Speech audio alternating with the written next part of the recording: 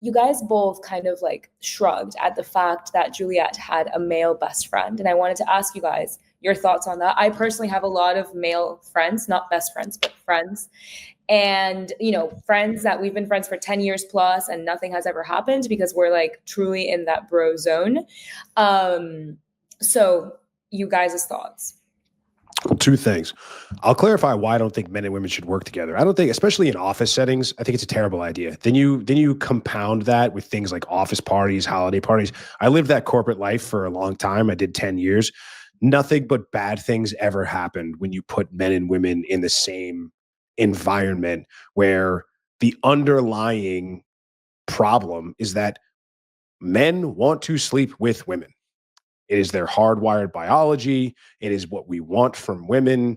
Most guys will apologize and say they don't want to because they don't want to lose out on a friendship, when really what they mean, they don't want to lose out on the opportunity. They'd rather have some access to you than no access at all. And that's all a real male friend is the crack in the door. He's just waiting for the chink in the armor for that day to come. And guys will wait for years, decades even, for that chance to pop up, to be the shoulder you cry on, and then you get a little drunk because the guy didn't call you back, and then you come over to the place like, oh, and all of a sudden now we're making out, and now he slept with you, and all of his 30 years of waiting, he's vindicated for that. But no, I don't think men and women belong in the same office. I don't think they belong on the same trading floor or any of that stuff, because I think the underlying, it's like you're putting yourself in the office with a lion.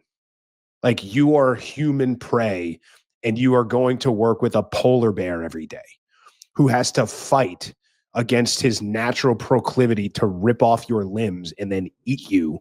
But he doesn't do it because of the fear of not even having that opportunity. Like, that's what men are. We're polar bears when it comes to women. And it's that's like, why you pull your wiener out at work. What's that? So that's why I got to pull my wiener out at work. Well, there you go. And you have to play this character of like, hey, I'm not the damsel in distress. I'm tough. And if you mess with me, I'll scream and fight back. And a lot of times that's enough. And that will be a deterrent against a guy that wants to sleep with you. Not always, but guys will be like, really? Like, what the fuck are you going to do? You don't fucking scare me, Meg. But in any case, so that's why I don't think that now, but that catapults into that next point, which is when it comes to men and women, there is no such thing as a purely platonic relationship.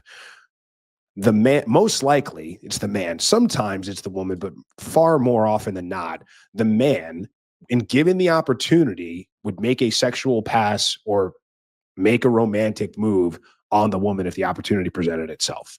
And that, to me, is not a friendship at all.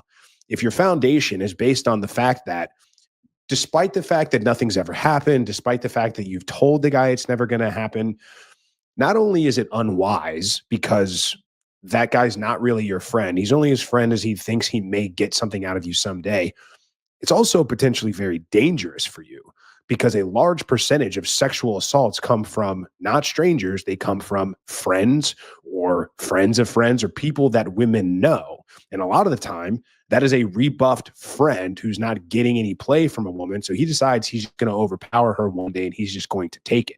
So it's unwise and dangerous, in my opinion, for women to keep men around them that are not in a relationship with, that they're not married to, that's not their father or brothers.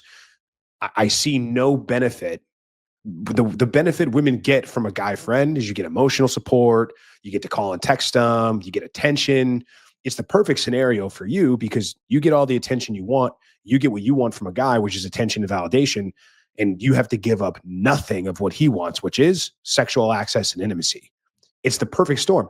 It's the same reason why you hate being a friends with benefits is why men hate being in the friend zone, because they're not getting what they want and they're only giving you what you want. And if you're friends with benefits, you're not getting anything that you want, which is connection and emotional relativity, and you're giving him everything he wants, which is physicality. Indy. So Moth, do you really believe that men genuinely only care about sex? Like, they don't care about like connecting and having a sort of relationship that goes beyond super superficial and shallow and just based off looks and the potential for having sex at some point? In regards to male and female friendships, absolutely. So do you have no friends that you look at just as platonic girlfriends? Girlfriends? Absolutely not. Why would I? Okay. I mean, they're not generally interested in the same things that I'm interested in. Like, they don't want to go out and shoot guns generally. They don't want to go out and they don't want to spar and fight MMA. They don't want to do any of that kind of stuff. They don't want to talk about the same things that I want to talk about. Like, what I have nothing in common, like, with the average woman. But some girls are like that. Like, I'm definitely a tomboy. Like, I grew up playing sports and stuff. Like, I've gone out and shot guns, like machine You're guns, a yogi. crazy stuff. You're a yogi. You do photography. Like, you're a model. What do I have in I'm- common with you? I don't limit myself with those labels. Those are just giving you a tiny glimpse into who I am. Like, Indy, like, I want to go to the gym and I want to lift heavy weights with guys that can lift the amount of weight that I lift. So it's fun for me and we can push each other and hit PRs. I want to go to the MMA gym so I can spar with a guy that's my size that can push me and challenge me.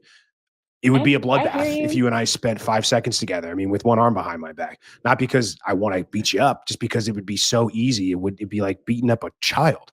But so it's like, but I'm saying that there's no reason that I would, it doesn't behoove me or benefit me to go find this needle in a haystack woman that might be able to keep up with me on some of these topics. Or I could just go find a dude that that it's much more likely that I'll find that he'll be interested in those things.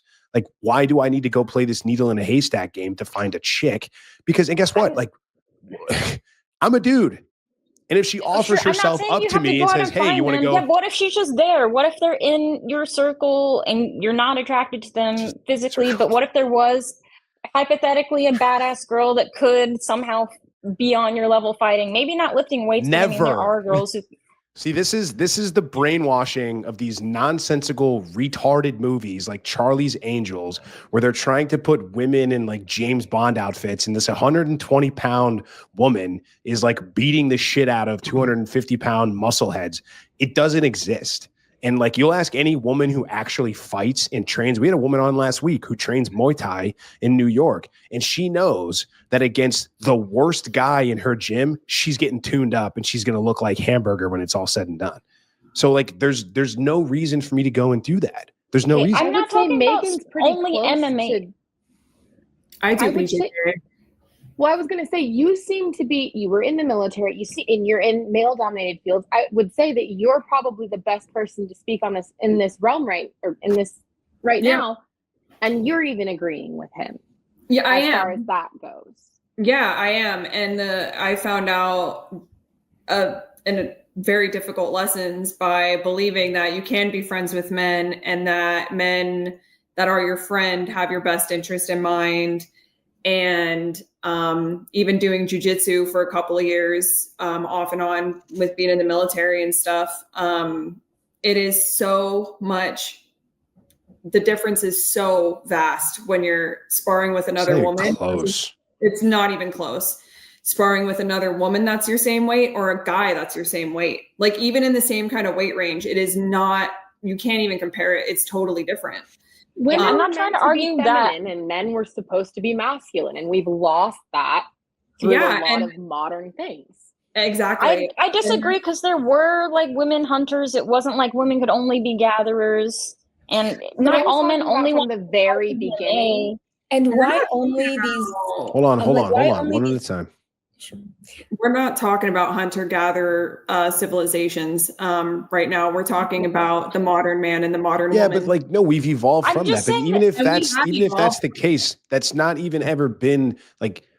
Yeah, this is how modern society and civilization has come to pass. All right, guys, I really hope that you enjoyed that clip. If you want to check out the full-length podcast episode, you can find that right over here. Also, make sure you visit my website over here, where you'll find my supplements, the opportunity to book me privately one-on-one for coaching, and most importantly, my new School of Unplugging, which you'll find on the courses tab. Newer to the channel, hit subscribe.